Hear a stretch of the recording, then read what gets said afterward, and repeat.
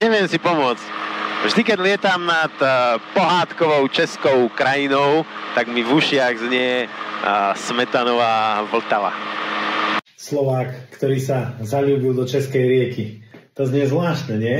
Možno znie, ale stalo sa. Nad Vltavou som lietal mnoho rokov. A fotografujem, lietam a som autorom takýchto kníh z nebe, vďaka ktorým som mal možnosť lietať na každým kúskom jej vodného toku od prameňa v Šumave až po jej sútok z Labe pri Mielníku.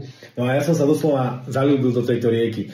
A mne často znela v ušiach Smetanova Vltava, tá symfonická báseň, keď som fotil nad ňou.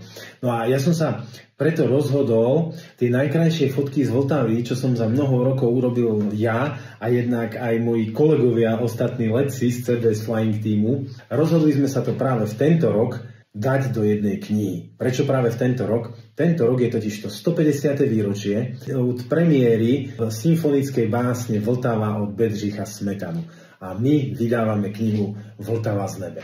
Podporte ju a spoznáte jej príbeh, ako sa z malého potôčika, z dvoch malých potôčikov, z teplej a studenej Vltavy, stáva väčšia rieka, postupne rastie, ako sa klukatí a meandruje najprv zelenými lúkami, s takou žiarivou zelenou, ako sa točí okolo strmých brál, na ktorých sú nádherné malebné hrady, ako prechádza historickými mestami, ako je Český Krumlov, České Budějovice, samozrejme Praha, ako napája jednotlivé vodné nádrže, uvidíte mosty, ktoré prekleňujú jej tok, až kým sa jej vody nestretnú pod Mielníkom z Labe a plynú potom spolu do mora. Podporte túto knižku, získate ten pohľad, ktorý mám ja aj moji kolegovia z neba, pretože z neba tá rieka vyzerá ešte úplne inak, ako ste ju možno doteraz videli.